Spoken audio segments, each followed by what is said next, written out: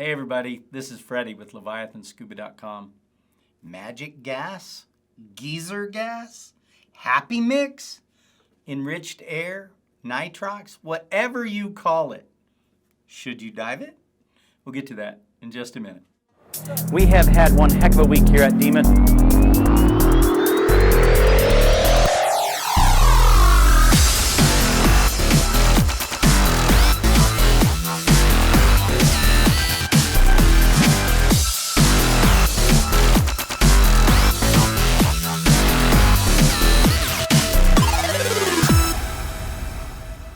So hey there, today we're going to have a little bit of fun. We're going to talk about the number one specialty out there that all divers end up doing eventually anyway, right? Maybe not all, but what the heck is nitrox anyway? Well, you'll see it in print. You'll see it referred to as EAN, Enriched Air Nitrox, or just nitrox for short. So what exactly is it? Well, right now you're breathing regular air. Regular air has 21% oxygen in it, right? And it has about 78% nitrogen and 1% other gases, kind of like argon and some other things like that. So nitrox is specifically for scuba diving, and it's basically more oxygen. You can see there on the screen the typical mixes. So regular air, 21% oxygen, basically 79% nitrogen.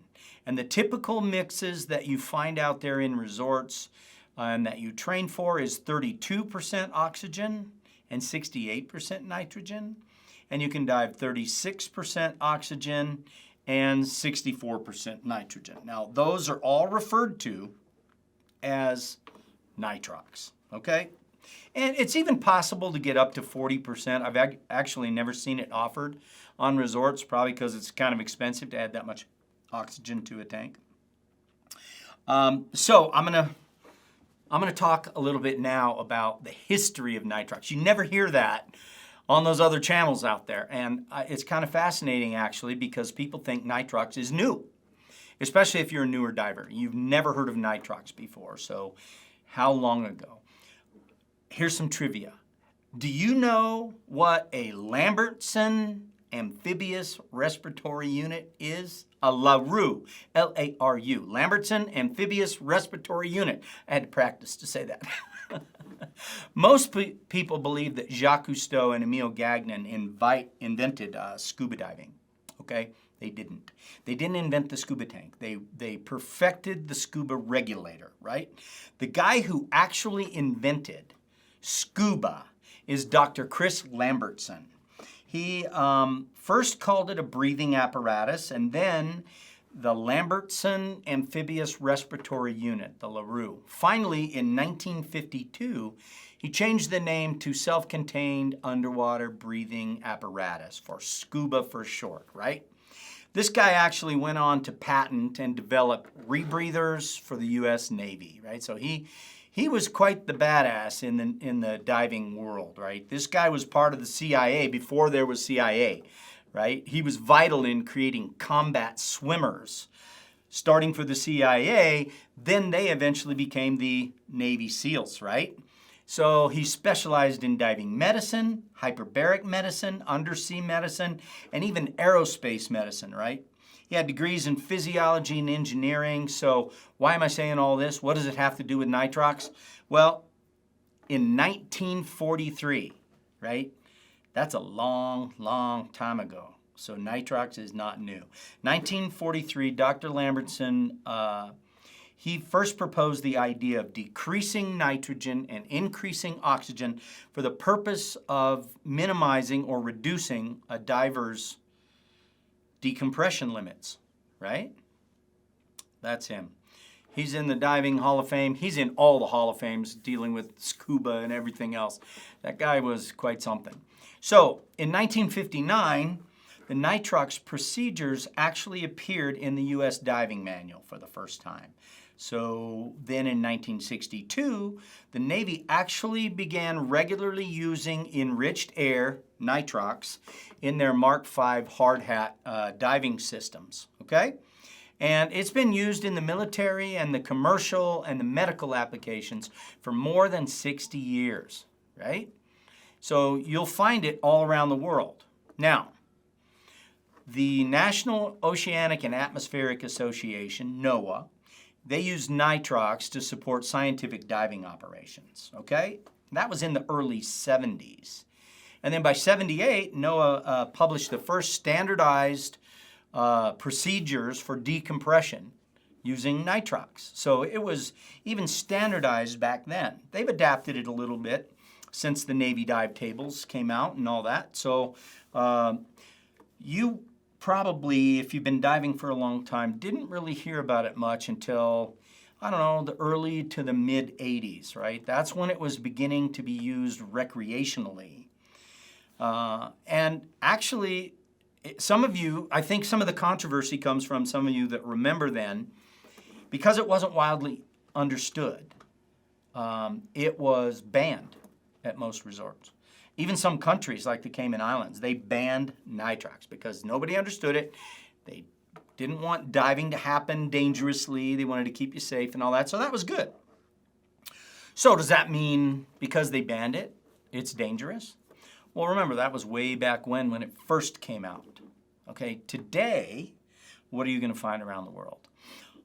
It is sold at every dive resort I've ever been to and almost every single one in the entire world. They have to have the capability to make it or mix it, so they have to be set up for that. But honestly, anywhere in the world that you dive today, it's accepted, it's encouraged, and it's provided, okay? So it's very safe, actually safer than air. We'll get into that in just a little bit, okay? As an example, some liveaboards where they don't limit how much you dive, you can dive as much as you want in a day, or they have set up 4 to 5 dives a day. Some of them require nitrox. You have to be nitrox certified on that particular dive trip. And if you're not, they will train you there, of course, for a fee. But they'll train you there because that's what they provide is nitrox, and that it is actually safer. And we'll get into the benefits of it in just a little bit. So let's talk a little bit about the requirements for you to dive nitrox. Can you just grab a tank, put your regulator on it, and go? No. Okay? It is the #1 specialty of all agencies. When I mentioned that at the beginning, it doesn't matter whether you're NAUI, PADI, SSI, YMCA, it doesn't matter. They teach a nitrox specialty. And, you know, it's going to cost a little extra money, but you can take the course. Why? Why?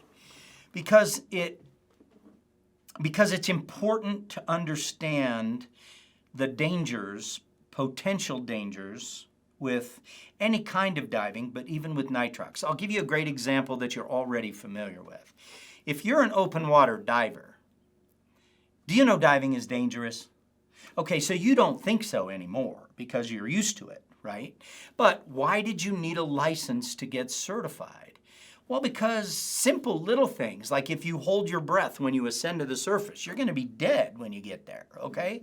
So it's dangerous. You just have to understand the principles. Now, that doesn't mean it's not easy. You dive all the time now, and it's no big deal, right? You don't even think about the danger.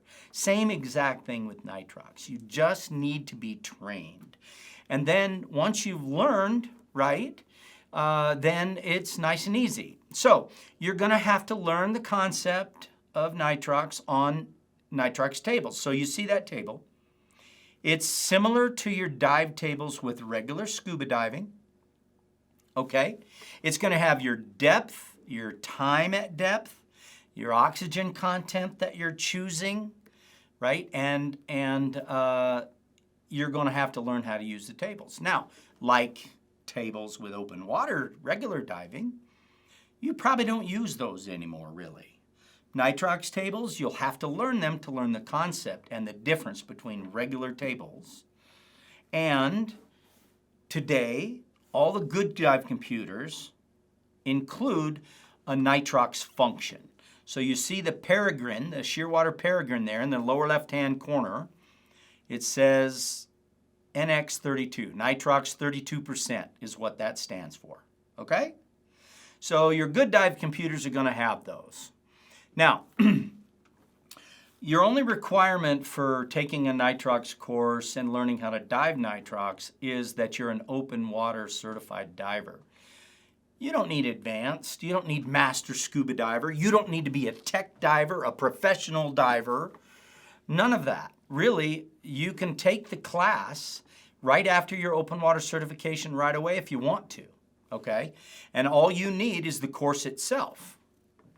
So I wanted to mention, if you don't have any experience with nitrox yet, then nothing about the dive is going to change. So when you sign up for your course, kind of like you did with open water training, you're going to take an online or a book in a classroom with a professor, right?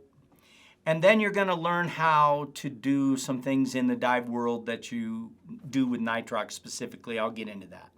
But nothing about the dive is any different. You assemble your gear the same. You just have a different mix inside your tank. So you still kick your feet the same. You do everything the same in the diving. So it doesn't require an open water dive. You don't need to get in the pool to learn how to dive nitrox because nothing about diving with nitrox changes. That's why it's so simple and probably one of the reasons why it's the most widely taken course out there. Okay? Now, you do need a certification card, right? It will be required of you.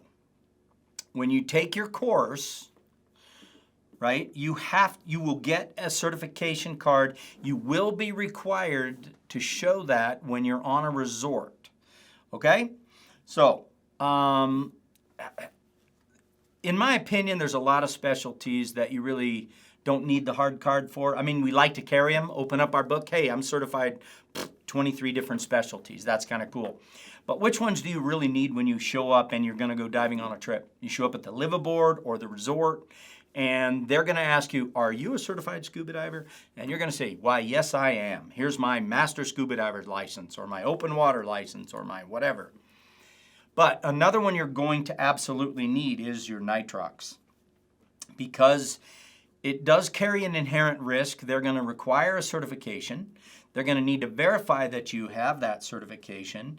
And then they're going to actually ask you to go on a little further, right? You're going to have to analyze your scuba tank. What do I mean by that? So you're going to use an analyzer. This is a little device that's just one of them. And this is another one that you can connect to your scuba tank. You're going to see this goes from 20.9% oxygen in the air to, once connected, it's going to rise up to, this one's approximately 32%. So it hits 31.4 and then slowly climbs to 32%.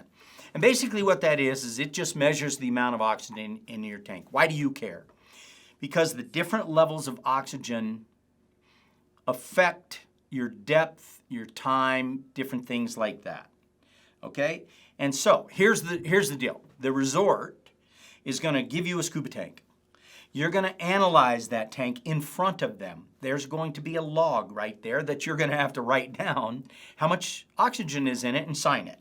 And that's because they need that to prove that they told you or showed you or demonstrated to you what was in your scuba tank. Okay? So, another thing is that it does have its own version of the dive flag. So you've seen a regular flag, red and white stripe. This is green with a yellow stripe. That is the universal symbol for nitrox in your tank. Okay? Or on your patch or the flag on the boat if you're going to be diving nitrox. It's not required like having a dive flag, but it can be if you need some type of a dive flag to show when you're diving. Okay, so we're going to talk a little bit about the benefits of diving with nitrox. First, I'm going to say, and I'm going to poke the bear a little bit, okay? There is some controversy out there. There are naysayers that will say, it doesn't do anything for you, just costs you more money, right? And I've seen the comments below on some of our videos when we talked about nitrox, and people will say, Just a way for you to sell another class. Just a way for you to make more money. The resorts charge blah, blah extra for it and all that. Okay, so let's put it to rest. And I'll stand firm on this, and we can prove it scientifically. No more controversy from those old naysayers. Okay? It is actually safer, right? Your body loves oxygen. So less nitrogen processing means, for example, less surface interval, right? You get out of the water from one dive, how long does it take you to get back in the water safely? Well, turn your computer on. Look at those tables. That's science, right? Your body is off-gassing nitrogen. If you dive nitrox, you have less nitrogen in your body. So guess what? The off-gassing goes much faster. It's much safer. Your surface interval with air, right, when you have all that nitrogen, depending on your depth of your last dive, is much longer than with nitrox, right? Because you have a lot more oxygen in your body. So you come up from a dive accident, right? A potential decompression sickness dive. What do? What are you trained to do as a rescue diver? Put oxygen on the face. More oxygen helps, and it dissipates nitrogen, and your body loves it, and it absorbs it, right? That's a medical procedure. Somebody's going into shock, put oxygen on them, things like that. We're going to get into a little more. So less nitrogen plus adding more oxygen means more energy. It costs your body energy to process nitrogen, right? The end of the day fatigue on nitrox is much less. Your brain loves oxygen. It loves oxygen. Almost the more the better, as long as you're on the surface, okay? You're more aware. You're more acute. You're more clear-headed. You think a little bit more clearly on oxygen than you do with less oxygen. Have you ever seen the videos of when they're training astronauts or pilots who go up to high altitudes? They put them in an oxygen-deprived tank, and they have them do problems, math problems, or pick pictures and all those kind of crazy things. And they get to where they can't even hardly function until they put the oxygen back on their face. Your brain loves oxygen. You're more clear-headed. Now, here's one of those areas that is a little bit controversial. People will say it's not true. I don't know why they say it. Stop saying it. And all those other YouTubers that are saying it, stop saying it. It's not true, okay? It definitely does minimize your decompression time, right? So you're less likely to get decompression sickness when you're diving on nitrox than you are regular air. So, longer dive times? Yes, information differs on this point. This is part of the controversy, but it is absolutely true. Here is, off the tables or off your computer, no decompression limit. So you're going to go down to 60 feet, for example. You see that on the left? And you're going to dive air. How long can you stay before you need to decompress? The answer is 56 minutes. Well, look to the right, 32% oxygen in your tank. Wow, you can stay 95 minutes without decompressing. And 36%, 125 minutes you can stay down. Now, you have to have enough nitrox with you or be able to stretch a tank a long time. But I've done that, 125 minutes, you bet. Okay? And at 72 feet, where it would be considerably more dangerous, you see 37 minutes on air, 60 minutes on 32%, or 70 minutes on 36%. Okay? So I'm going to explain this a little bit to you. It is factual. It is science. That is true. So you can stay longer at recreational dive limits on more oxygen. That's as simple as it is, right? But if you're just sitting there, if you're just sitting in shallow water, 25 feet of water, and you're on your knees and you're taking pictures, and you're there for the whole hour or however long you can stretch your tank, you probably aren't going to see a large benefit of nitrox because you're not really in a decompression level or depth anyway, and you're not staying vast times, right? You're not staying down there for hours and hours. It would help, but with no physical exertion, your body isn't using up the oxygen as fast. So you probably wouldn't notice much of a benefit there. So maybe that's why some people say, oh, it really doesn't give you much. But I'm going to explain something to you, how your body works a little bit. Right now, you're inhaling 21% oxygen, wherever you're at. But you're exhaling about 17% oxygen, okay? So your body doesn't use all the oxygen, just a little bit, okay? Now, if you're working, kicking, swimming, diving, moving around and all that kind of stuff, then you might be exhaling a little bit less than 17%. So let's just say, for example, 16.9% or 16.8, right? What does your body do with that? It knows, whoa, I need more oxygen, right? Because I'm consuming more of it in my body as I'm doing this exercise. So it increases your heart rate. It also it makes you inhale a little bit deeper. So your lungs, you want to take a deeper breath, right? If you went out and took a little jog and you came back, your body needs a little more oxygen. So you're going to be breathing a little harder. You're going to be inhaling a little deeper. Your heart rate is going to be going a little more. And it's going to look for more oxygen. Well, with nitrox, when you're carrying it with you, you're inhaling 32%. Well, you're exhaling, I don't know, let's say 26%. Still more than the 21% that the air around you always has. So what does your brain think? Your brain thinks, hey, we're good. We're happy. We're fine. I have plenty of oxygen. Therefore, it doesn't put you into an oxygen starvation mode. It doesn't increase your breathing. It doesn't increase the capacity. And your heart rate doesn't have to go up just because of that. I'm not saying it won't go up a little bit because if you start kicking hard against the current and things like that. But if you're going against the current and you're exerting energy, man, I'd rather have a lot more oxygen with me and in my tank than I would just regular, or else I'd get exhausted a lot faster. Okay? So does that make sense? Your body says, wow, I have plenty. I'm good, right? Keep going. And that's why you can dive a little bit longer. And that's why you can stay longer. And that's why it doesn't take you as long to get back in the water after you get out, right? So there are some of those benefits to the diver. Now, I have some other really good news. I get a lot of people that ask, can I scuba dive with asthma? Yes, you can. Yes, you can. Yes, you can. Now, if you go to a doctor that knows nothing about scuba diving, he's just going to default to no. Nope, you can't. You ask him why. Well, I don't know why, but you can't. Because I don't want to get sued if something happens to you when you go scuba diving because I told you you can. Well, guess what? Diver Alert Network. Look them up. #1 medical professionals concerned with diving around the world. Call them. Ask them. You can dive with asthma. There's also a benefit to diving nitrox with asthma.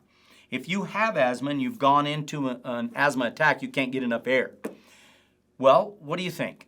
21% is air, 21% oxygen, or 32% oxygen, or 36% oxygen. What do you think is better, right? Quite often, if a person is having a severe asthma attack, what do they put on their face? Oxygen. Okay? So, older divers, right? Like me, I'm 60. I love this stuff. It's great. I won't dive without it if I can help it, right? I had a whole group that we went to Belize, and we all dive nitrox all the time. Every dive, every trip, we dive nitrox. And we get there, and their concentrator was down. In other words, they could not give us nitrox. And so we all had to dive on regular air. Well, let me tell you, you really notice the difference when all of a sudden you don't get to dive what you normally dive and you love. That's when you notice the biggest difference, because we all just hated diving without nitrox on that trip, right? So older divers, divers with some conditions like diabetes, right? If you're overweight substantially, if you're physically challenged in any way that causes any kind of exertion, you're all going to benefit from a higher oxygen content, okay? So I would say another one of the benefits really is, hey, you know, you're climbing the diver accomplishment ladder, right? You're a more badass diver with every class you take, with every dive you take. I mean, who's going to be the better diver? The guy with 50 dives or the guy with 500 dives, right? Well, maybe better is not the right word. The more accomplished, the more experienced, right? I've seen some divers with 500 dives that I'm not sure I'd want to dive with them. But anyway, so maybe you get some bragging rights. You can go grab that patch and put it on your dive jacket or your dive bag, and you can be recognized for diving a mixed gas. Are there any negatives to diving nitrox? Why, sure, there are. So let's get into those right now. Probably the first negative is, you know, it's kind of expensive. And I had somebody say, why? You're just pumping more into a tank, right? Well, how do you pump more oxygen? You have to either separate it from the air and hold on to more oxygen. So that's a membrane or a concentrator where it extracts oxygen out of the air, but there's an expense to that. You have a special filter that can filter out other gases besides oxygen. That's expensive. It doesn't last forever. It wears out starting day one. Or you have to go buy tanks of oxygen, which is the way we do it in our shop. We buy medical grade oxygen, just big bottles of it. And we mix it into a mixing station, which was expensive. And we determine the mix that you're going to want, and then we put it in there. So it does cost more. Typically on a resort at the time of this filming, you're going to find, you know, $8 to $10 extra for a tank. And some of the packages that you find when you set up trips, like a lot of ours, we include it in the trip. I'm not saying it's free for them to provide, but that's one of the attractions for us to go to that resort. They'll give us free nitrox for our nitrox divers. So if you're not certified for nitrox and you go on one of our trips and it's included, you don't get nitrox. Remember I said you have to prove it. You have to prove with a certification card that you are trained to use nitrox, okay? And then there's going to be an expense for the course itself. You need to be trained in nitrox, so you're going to pay an instructor or a shop, or you're going to take the course. You know, some of them are online, but you still have to do the practical application. So you can't just do an online course and be done with it, okay? And I'm going to say that if all of your dives are very, very shallow, you know, say 1 atmosphere, 33 feet or less, I'm not sure I'd spend the money because there's not a heck of a lot of a benefit unless you're just really swimming hard, you know, swimming laps or something. But if you're staying in really shallow water, I don't think it's the best benefit for you to spend the money. But if you're going to be taking dives anywhere from about 45 feet to 110 feet, that's going to increase the benefit. Okay. Now. I'm going to step on toes right now, and I'm getting darn frustrated sometimes with the people with a cell phone that call themselves a YouTuber, and they're out there spreading information that's not true, and it could actually get you hurt. So this is also very provable, and it's science, right? I've heard other YouTubers say one of the benefits to nitrox is you can dive deeper. Okay? Pause. Stop. Pay attention. Okay? Not true. It is not true. So, not for diving deeper than air? No. Actually, you can go deeper on air than you can with nitrox. You are limited to how deep you can go on nitrox. Now, I think they don't clarify it, and what I'm hoping they mean is I actually don't know what they mean. Because your recreational dive limits are 130 feet. And you're not supposed to do that on nitrox. Not that deep. Okay? There's actually limits in your training that you're going to learn based on the percentage. One of the calculations, both on the dive table and your dive computer, is At what mix, 32% or 36, at what depth, and how much time, just like air. Now, time you can add, but your depth limit, say for example, for 32% oxygen is 110 feet. Okay, if you're 1.4 ppO, then you can go up to maybe 130, but that's like the limit. Okay, and at 36%, your limit is only 98 feet. Okay, so what happens if I don't care about that? I'll go to 140 feet or on 36%. I'll dive. I feel okay to dive to 130 feet. What happens? This is why you need a certification training and why you need a card. I don't want to scare you, but when you violate the limits on nitrox, the depth limit, it's not forgiving. Okay? You look in the back of Diver Alert Network magazine, you're going to see divers that get oxygen toxicity from diving too deep on nitrox. What happens? Well, they die. Okay? I mean, it's not forgiving. Basically, when you have oxygen toxicity from diving too deep on nitrox, you are going to have some symptoms, I'm told. I have to learn that because I'm not going to violate those, and I don't want to experience them for myself. So there have been visual distortions. That's a warning. Ringing in your ears. That's a warning. Nausea, twitching, irritability, dizziness. But if you get onto the ones where I say it's not forgiving, for example, convulsions, right? Seizures. Basically what happens if you dive too deep on nitrox is you pass out and you drown. Okay? It's not like air. When you're too deep for too long and you start to get nitrogen narcosis, I've had that quite a few times. And, you know, I was going to say it's not fun, but it actually is kind of fun. But you don't want to do it. It warns you, though. You can recognize it. Oh, something's not right. Okay, I recognize these symptoms, so I'm going to go up. With oxygen toxicity, oftentimes there's no warning. You just die. You just pass out and drown. Okay, so again, I don't want to scare you. It's very safe. Tons of divers out there are doing it. So all you have to do is just stay within the limits. And there's a lot of people around you on a dive trip that are going to help you with that. Number one, your dive computer is going to say, whoa, don't go any deeper, right? But the people on the boat are going to say, okay, you know your limits. You're diving 32%. You know you can only go to 110 feet. Or 36%, you can only go to 98 feet. As a matter of fact, they're so good that when you sign up for a whole package and you're out there for a week, usually they're always going to do their deeper dives first. And they're aware of their nitrox divers. Okay, today we're going to go to the wreck that's at 140 feet. You don't usually have to know this or ask them or anything. They're going to say, all our nitrox divers, we're going to give you air for the first dive. Great. And then your second dive, we're only going to, whatever, 80 feet or something. And you can dive nitrox. Okay?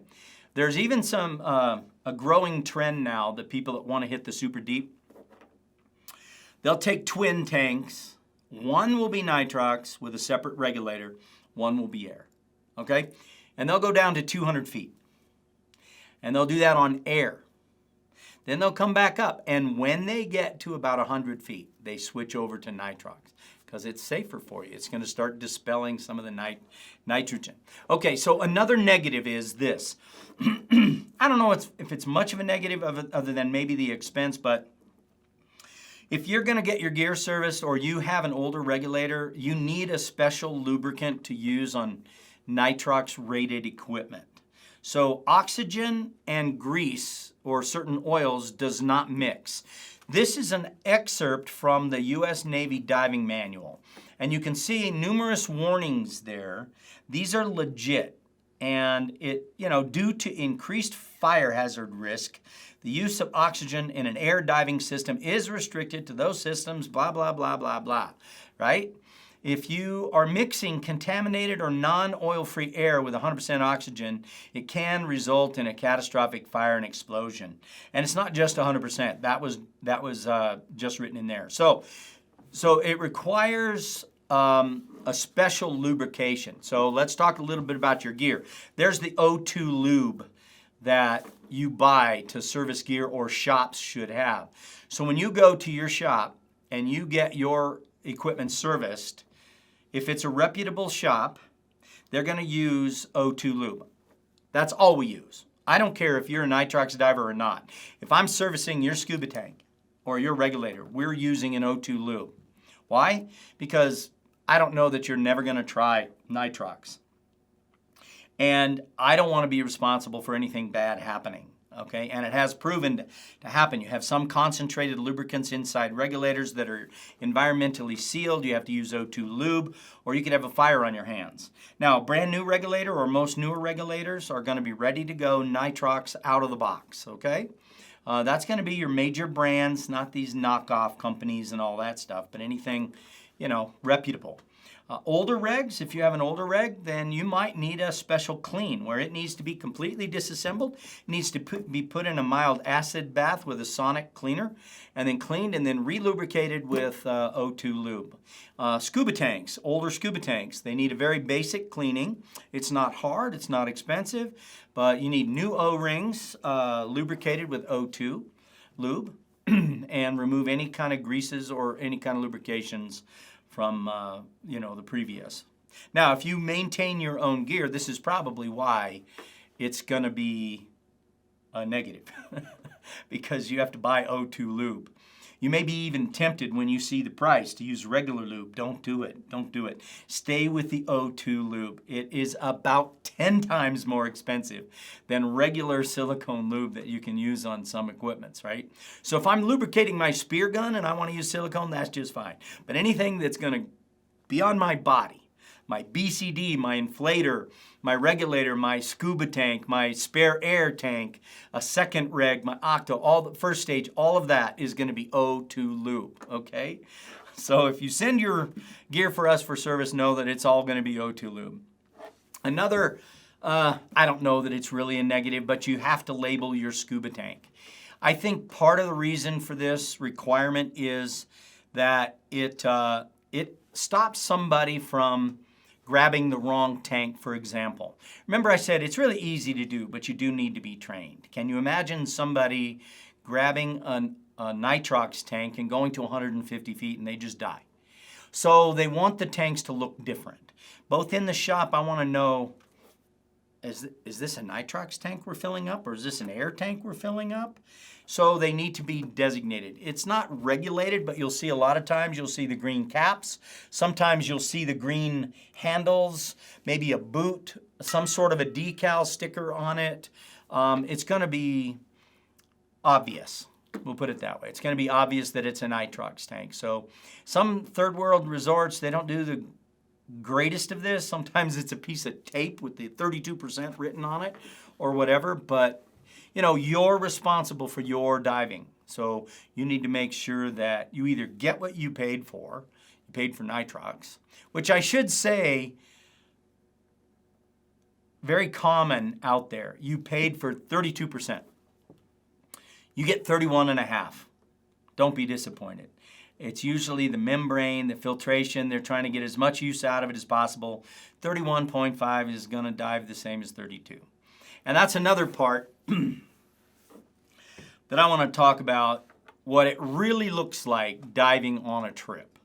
Okay? When you're really out there using the nitrox, everybody that has experience diving with nitrox is going to have their own, their own method or their own way. I'll give you an example.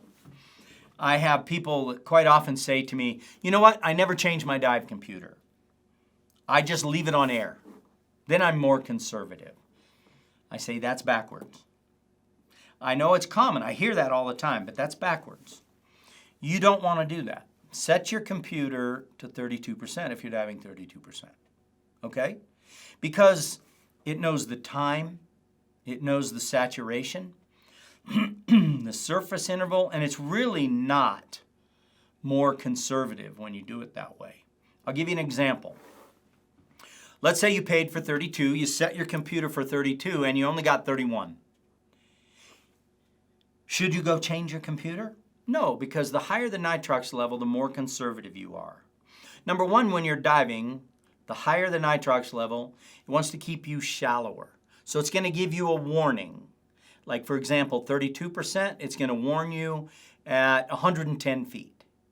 But if you're only 31%, remember, air, regular air, you can go deeper than nitrox.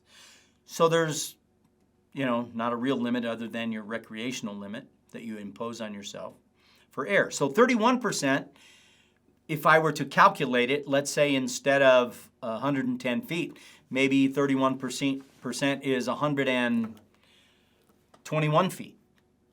That's more conservative if your computer says, I'm going to keep you at 110 feet, but you could go safely to 121 feet. You get it? So it's more conservative setting your computer a little bit higher. But I'm just going to say do it right all the time. It's not hard to change it. If you're having a hard time changing your computer, spend more time with your computer. That's a problem. Okay, so set it at 32. If your bottle only has 31 in it, leave it at 32. You're more conservative, but that's okay. If you are diving 36 and you get 34, or, you're still more conservative. So that's kind of important. So what does it really look like when you are going on a trip? Well, I already said there's no diving difference. You don't dive different. So that's not the thing. But you sign up for it, you pay for it, or it's included in the trip. They usually deliver to the boat if you're on a boat dive like that. Or they will separate them on like a liveaboard. You'll have your nitrox tanks over here, and obviously you can see them. You can tell the difference. And you have your regular tanks over here. And you're going to be required to prove that you can dive nitrox to dive those tanks. Some places, like if you've ever been to Anthony's Key in Roatan, they have a dive shack. It's pretty, not a dive shop, but more a tank shack. That's pretty common in the world, where you're going to have all your tanks in one place where they do all the fills. And again, they'll have the nitrox over here and they'll have the regular air over there. And you're going to be required, if you go there, to analyze your tank. They have the analyzers right there. You analyze your tank. It comes up, it says 31.7.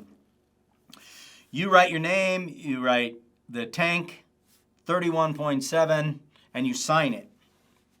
They're going to require you to sign them, because it's regulated. It's that important. So they want to have proof to the insurance company that you were told and you knew that there was 32% oxygen in your tank. Okay? So you sign up for it.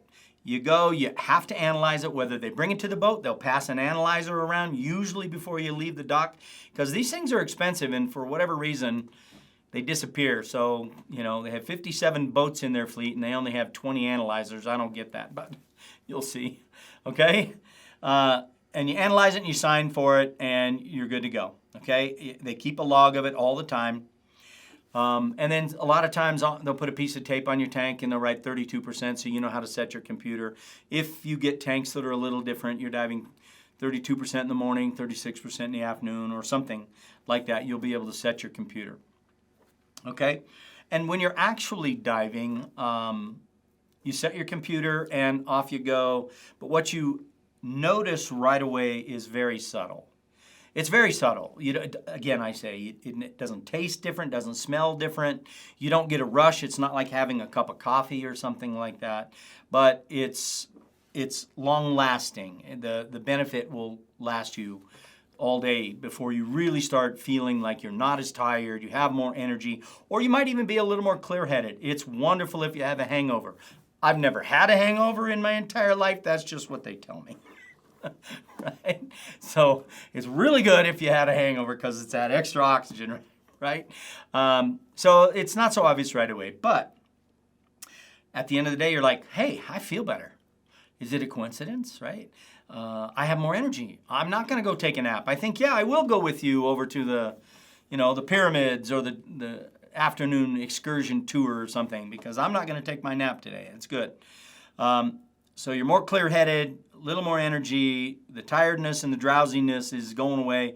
The initial benefit, like I said, is when you get onto the boat after your first dive, instead of a surface interval of an hour, it might be 30 minutes, right? And then you can go diving again. Totally safe. No buildup of nitrogen in your body from repetitive dives, okay? That's nitrox in a nutshell. So if you were to ask me, Freddy, should I dive nitrox? I'm going to say I never dive without it, right? I hope this helped. It's for you. And I want to say, how long does it take to go hit a like button? You really can help us out. We try to help you with these. And YouTube recognizes the likes and will keep us out there longer. So if you hit that like button, maybe even subscribe, and we'll let you know when the next one comes out. Make it a great day. Remember, it's not what happens to you, it's what happens with you. I hope that you've enjoyed this video in some way and that it's helped you. That's our goal. If you did, please hit the like button below. And if you'd like to be notified when the next one comes out, just hit subscribe. Make it an awesome day.